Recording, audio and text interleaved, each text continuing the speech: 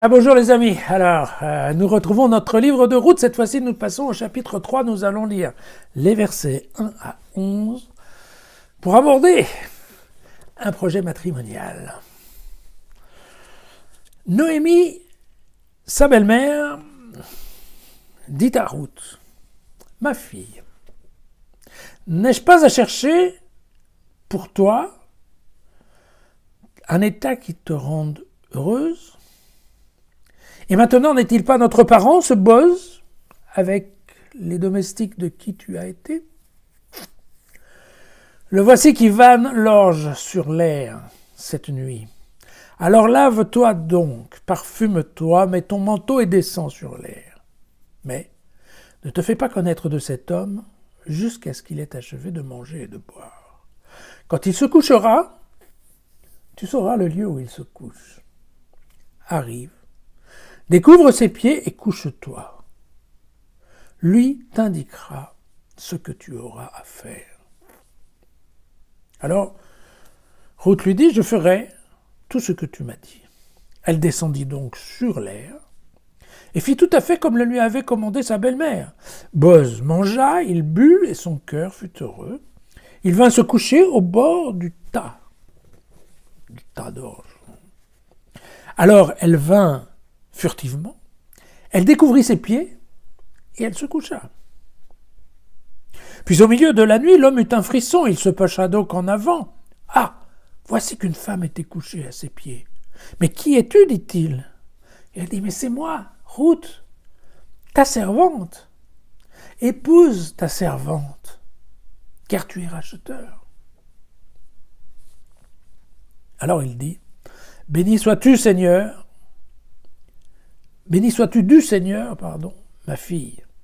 Tu as montré ta fidélité de façon encore plus heureuse cette fois-ci que la première, en ne courant pas après les garçons pauvres ou riches.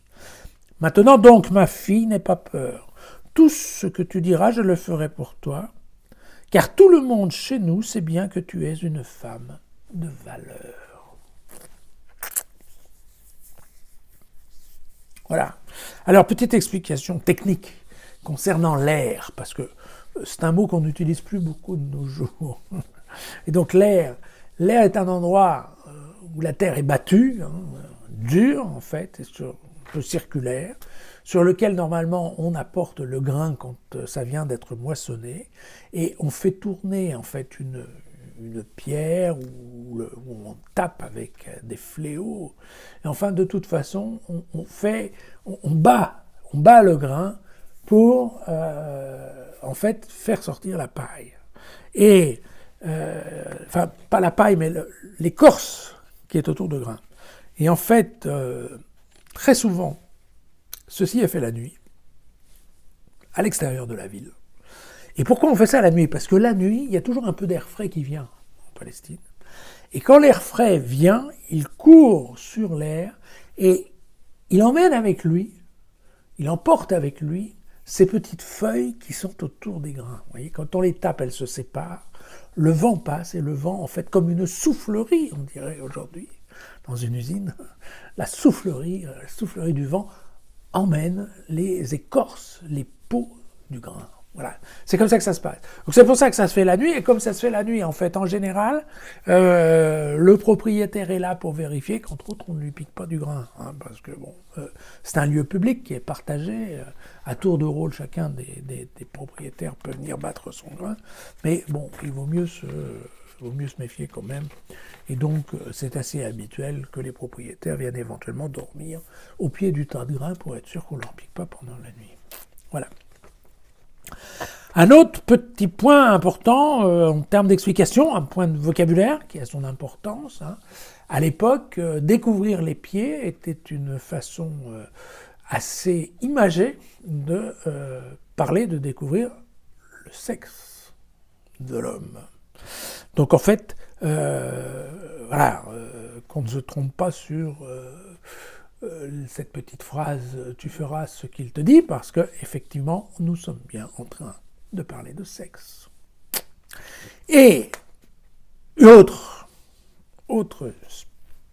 explication concernant le nom de Boz que je ne vous ai pas encore donné, mais Je vous avais dit que l'auteur adorait faire des jeux de mots et trouver un symbole avec les noms. Eh bien, Boz veut dire le vigoureux. Donc, tout le monde, je pense que tout le monde a bien compris de quoi on parle. Et ça nous permet de découvrir, donc, dans le détail, cette fois-ci, une troisième loi qui est la loi, en fait, du rachat, le rachat de la terre. Voilà. Donc, nous avions déjà vu la loi du lévirat, nous avons vu la loi du glanage, et maintenant, nous voyons la loi du rachat. De quoi s'agit-il? Elle est expliquée, en fait, dans le livre du Lévitique au chapitre 25. C'est en détail dans les versets 24-25. Mais l'idée est la suivante, c'est que si un homme a des dettes, et que pour rembourser ses dettes, il est obligé de vendre un terrain, alors, il y a un droit de priorité, en fait, sur son plus proche parent, qui, si il a l'argent nécessaire, rachètera le terrain en son nom. L'idée, c'est qu'évidemment, le terrain reste dans la famille ou dans le clan. Et allez, je vais vous donner un exemple. On a un bon exemple de ce rachat dans le livre de Jérémie au chapitre 32. Comme le Seigneur l'avait annoncé, Anaméel, le fils de mon oncle, vint vers moi dans la cour de garde pour me dire « Achète mon champ qui se trouve à Anathoth, dans le pays de Benjamin, car le droit de la succession te revient, de même que le droit de rachat. Fais donc cette acquisition. » Alors je compris qu'il s'agissait de la parole du Seigneur. J'achetai donc ce champ à Anaméel, le fils de mon oncle, le champ qui se trouvait à Anathoth, et je lui pesai l'argent, 17 cycles d'argent. Je rédigeai un contrat sur lequel je mis mon sceau en présence des témoins que j'avais convoqués, et je pesai l'argent sur une balance. Je pris le contrat de vente, l'exemplaire scellé, et les prescriptions et les règlements. Et l'exemplaire ouvert, alors, je remis le contrat de vente à Baruch, qui était le fils de Néria, le fils de Maésia, en présence de Anaméel, le fils de mon oncle, en présence des témoins qui avaient signé le contrat de vente et en présence de tous les Judéens qui étaient là, dans la cour de garde. Voilà. Et donc, vous allez voir, c'est exactement ce qui va se passer dans le chapitre qui vient. Donc vous voyez que c'est un contrat officiel, en fait, un droit de préemption, on dirait aujourd'hui, qu'obtiennent les gens de la famille. Alors, donc, ce droit peut aller un peu plus loin que le rachat de terre, entre autres. Quand un frère doit se vendre parce qu'il n'arrive pas à payer une dette et que probablement il n'a plus de terrain, donc il arrive que le frère se vende comme esclave au débiteur. Eh bien, à ce moment-là, là encore, le racheteur, donc le goël en hébreu, eh bien, peut éventuellement payer directement le débiteur de telle façon à ce que son frère ou son cousin garde la liberté, en fait, ne soit pas esclave. Voilà. Alors, exposé comme ça, c'est simple, en fait, c'est un peu plus compliqué qu'il n'y paraît, car il ne faut pas oublier qu'à l'époque en Israël, la terre est de Dieu. D'accord? Ce qui est à l'homme, c'est l'usufruit, la récolte. Très bien. Et n'oublions pas non plus que tous les 25 ans, les années jubilaires, eh bien, les années jubilaires, toutes les dettes sont annulées et donc tous les terrains sont rendus. Donc, en fait, en termes techniques, on est obligé de calculer la valeur du terrain en fonction des récoltes sur les années qui courent jusqu'à l'année jubilaire. D'accord? Donc, en fait, c'est un rachat, mais un rachat temporaire, puisque systématiquement, les années jubilaires, les compteurs, sont remis à zéro. Bon. Alors, il est fort possible qu'Elimelech ait vendu son terrain en partant vers Moab, ça fait partie des choses possibles. Mais comme il est revenu, enfin en tout cas sa veuve, eh bien, celle-ci doit pouvoir engager une procédure pour récupérer en fait son terrain auprès de son acheteur. Bien. Donc, voilà. Alors, si on regarde le texte qu'on vient de lire, en effet, il est fort probable que Ruth,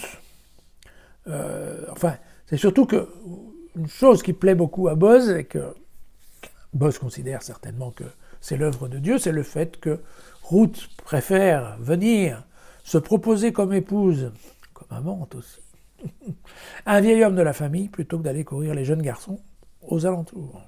Et ça, évidemment, pour Boz, c'est bien, elle a tout pour plaire. Enfin, bon, typiquement, c'est bien, quoi. Voilà. Et un autre point qui est important, c'est l'appellation femme de valeur. Pourquoi ? Parce qu'on la trouve dans le proverbe numéro 12. Une femme de valeur est une couronne pour son mari, mais une femme éhontée est une carie dans ses os. Voilà. Et on retrouve aussi plusieurs passages du proverbe 31 qui viennent résonner comme un écho à notre texte, vous allez voir. Une femme de valeur, qui la trouvera ? Elle a bien plus de prix que le corail. Elle travaille pour son bien. Elle se lève quand il fait encore nuit pour préparer la nourriture de sa maisonnée et donner des ordres à ses servantes. Aux réunions de notables, son mari est considéré quand il siège parmi les anciens du lieu. Et puis, les caractéristiques d'une femme de valeur, on la trouve aussi toujours dans le proverbe numéro 31. Force et honneur la revêtent.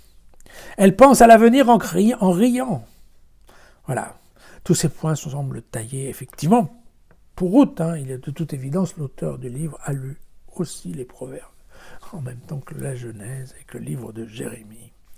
Voilà. Et donc, évidemment, cette appellation de femme de valeur, elle se met en opposition par rapport à l'inconnu, à l'étrangère, que nous avions vu, vous vous souvenez, au 2e chapitre de Ruth. Donc là aussi, il y avait des proverbes qui parlaient de l'inconnu comme étant la femme dévergondée. Donc il y a bien opposition entre l'image, dirons-nous, que Ruth donnait d'elle au départ du texte, avec maintenant l'image qu'on a gardée, Boz. D'accord ? Boz a transformé une inconnue en une femme de valeur. Voilà. Donc,